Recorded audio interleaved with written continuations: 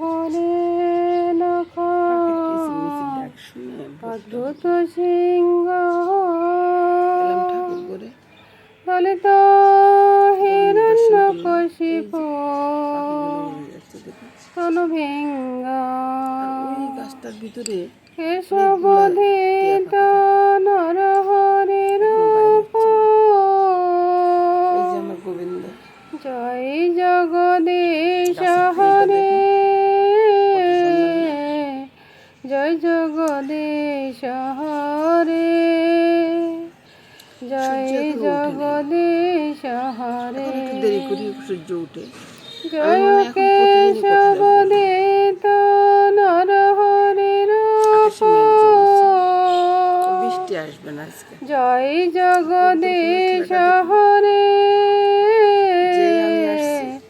জয় জগদীশ হরে জয় জগদীশ হরে জয় নৃসিংহদেব জয় নৃসিংহদেব নৃসিংহদেব জয় নৃসিংহদেব জয় নরহরি জয় নরহরি নরহরি জয় নরহরি জয় প্রহ্লাদ মহারাজ জয় প্রহ্লাদ মহারাজ প্রহ্লাদ মহারাজ জয় প্রহ্লাদ মহারাজ জয় প্রহ্লাদ মহারাজ জয় প্রহ্লাদ মহারাজ প্রহ্লাদ মহারাজ জয় প্রহ্লাদ মহারাজ জয় গুরুদেব জয় গুরুদেব গুরুদেব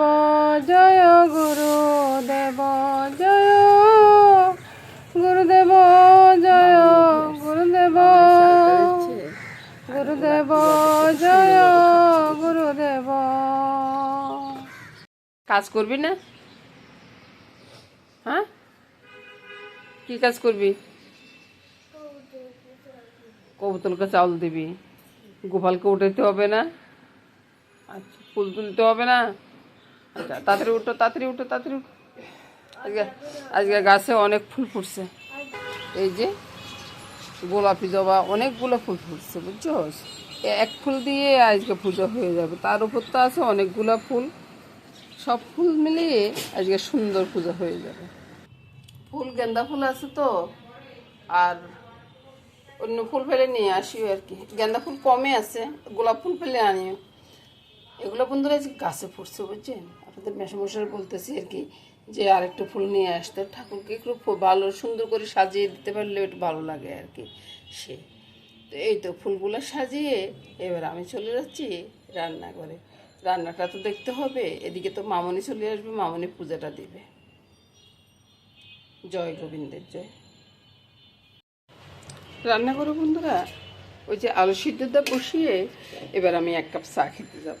আজকে তো আমার একটু নিরামিষ, তাই আলুর দমটাই করবো। তাহলে হবে কি সকালও চলে যাবে, আবার আমার নিরামিষও চলে যাবে আর কি। আর ওদের জন্য তো একটু মাছ টাছ পাক হবে।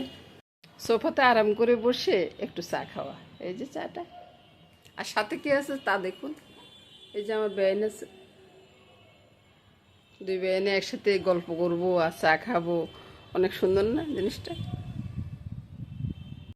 আলুটা সিদ্ধ হয়ে গেছে, এবার আলুটা দেখিয়ে দিচ্ছি বুঝছেন। তারপর মশলাটা কি কিনেছি সেটা একবার দেখে নেন। আপনারা তো মনে করবেন যে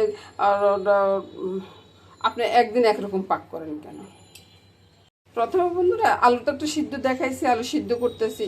এই যে আলু সিদ্ধ করে আমি কেটে টেটে নিয়েছি। আর মশলা আছে এখানে আদা, তারপরে জিরা ধনিয়ার গুঁড়া, হলুদ, নুন, লঙ্কা। মাছ মাংস অনেক হয়েছে বন্ধুরা, আজকে নিরামিষ খাওয়া বুঝছেন।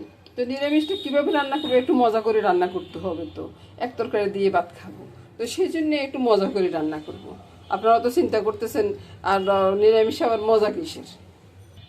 এই যে দেখলেন না, তেলটা বসিয়ে দিলাম। তেল বসিয়ে আমি কী করবো, তারপরে তেলটা একটু ঢুলিয়ে দিই। তারপরে কি দিব বলুন তো, এই যে চিনিটা বুঝছেন। এটা দিলে হবে কি কালারটা ভীষণ সুন্দর হবে। আপনারা জানেন কিনা জানি না, এভাবে করলে কালারটা ভীষণ সুন্দর হয়। তারপরে আমি এই যে চিনিটা একটু লাল হয়ে উঠছে, তো এবার আমি আলুগুলা ছেড়ে দেবো।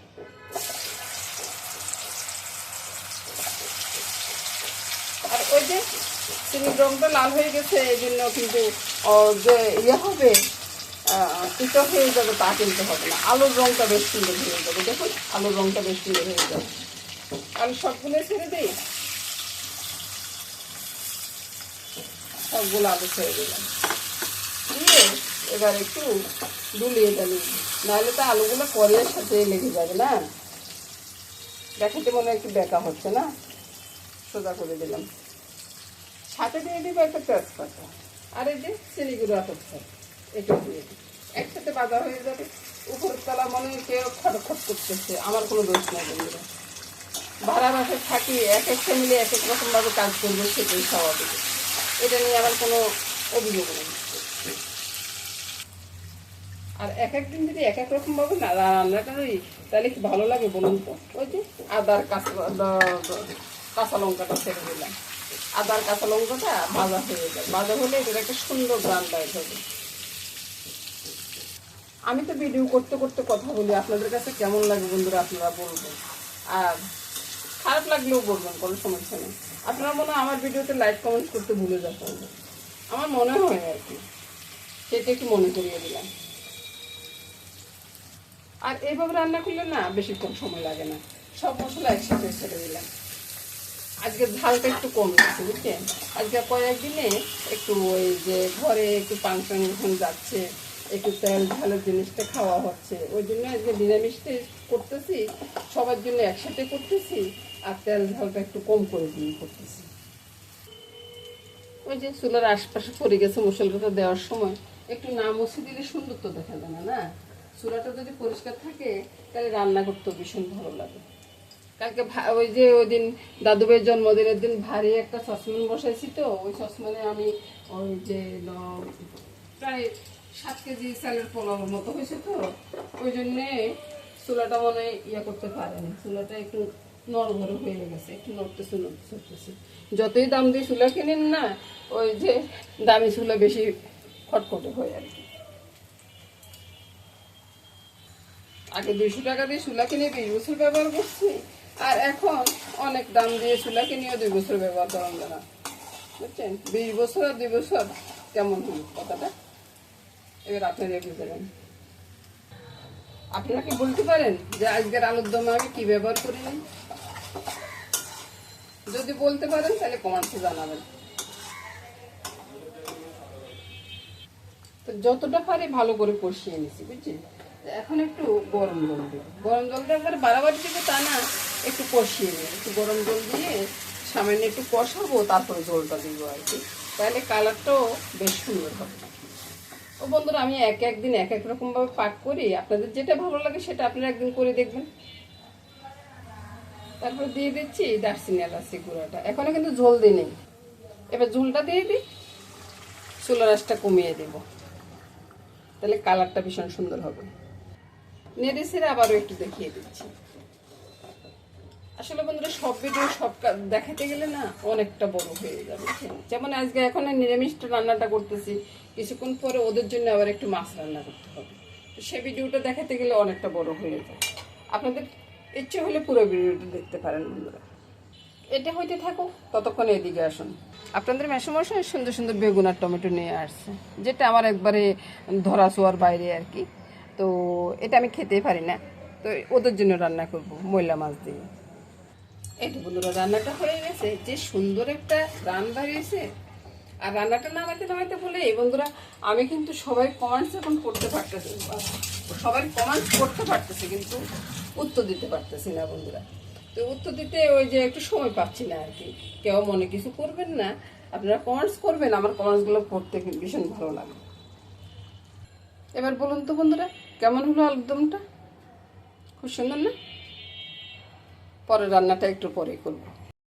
চলে আসলাম বন্ধুরা পরের রান্নাতে। পরের রান্নাটা হবে মোল্লা মাছ দিয়ে, মোল্লা মাছ আর কি, আমরা নোয়াখালীর বাসাতে এটাকে আমরা কাসকি মাছ বলতাম আর কি। তো এটা দিয়ে বেগুন, টমেটো, তারপরে আলু, পেঁয়াজ, ধনিয়া পাতা সব কিছুই পড়বে বন্ধুরা। তো এটা প্রথমে আমি আলুগুলা ভেজে নিব, আর ওইদিকে বন্ধুরা ডালটা হয়ে যাচ্ছে।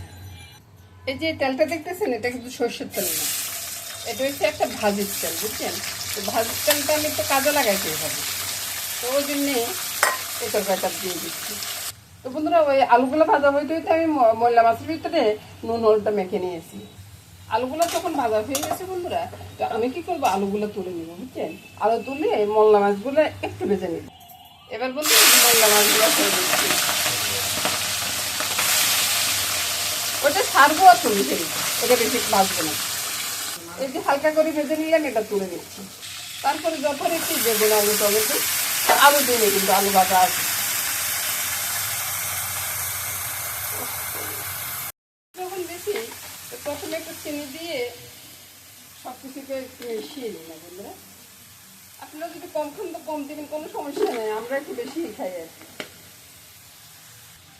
এবার যথারীতি নুন হলুদ লঙ্কা এতে নাকি আর বেশি কিছু দেওয়ার দরকার আছে কি বন্ধুরা? কিচ্ছু দরকার নেই। নামানোর আগে ধনিয়া পাতা দিব। এই যে আপনাদেরকে দেখানোর আগে আমি নেড়ে ছেড়ে একবারে সব কিছু গুছিয়ে দিচ্ছি, এটাতে পরে তো আপনারা বলবেন যে আমাদেরকে দেখালেন না। সব কিছু দিয়ে দিলাম, দিয়ে এবার ঢাকা দিয়ে দিই বন্ধুরা। ঢাকা দেওয়াটা, তারপরে ওই যে একটু কালো গোলমরিচ দেওয়াটা আপনাদের দেখায়নি, শুধু এটাই বাকি রয়েছে। এখন একটু আলতো হাতে একটু নেড়ে ছেড়ে দিই, কিছুক্ষণ পরে ধনিয়া পাতা দিয়ে নামিয়ে নিই। রান্নাটা শেষ। কতক্ষণ লাগলো একটা চচ্চড়ি রান্না করতে বলুন তো বন্ধুরা? এই যে এই চচ্চড়িটা দিয়ে আজকে সবাই ভাত খেয়ে নেবে, আর অন্য কিছু চাইবে না। এবার বন্ধুরা ধনিয়া পাতাটা দিয়ে দিচ্ছি, ছড়িয়ে দিচ্ছি আর কি, উপর দিয়ে যেন দেখা যায়। সুন্দর দেখা গেলে খেতেও তো ভালো লাগবে না। এবার নামিয়ে নেব। এবার দেখুন তো বন্ধুরা, রান্নাটা কত সুন্দর দেখা যাচ্ছে না? ময়লা মাছ দিয়ে বেগুন আলু টমেটো দিয়ে চচ্চড়ি, দারুণ স্বাদের তরকারি। আজকে এটা দিয়ে সবাই খেয়ে ফেলবে। আমি এটা বারবারে বলতেছি, এ নিয়ে আমার রান্না সব হয়ে গেছে বন্ধুরা। নমস্কার বন্ধুরা, সবাই ভালো থাকুন, সুস্থ থাকুন, সুন্দর থাকুন, এই কামনা করি।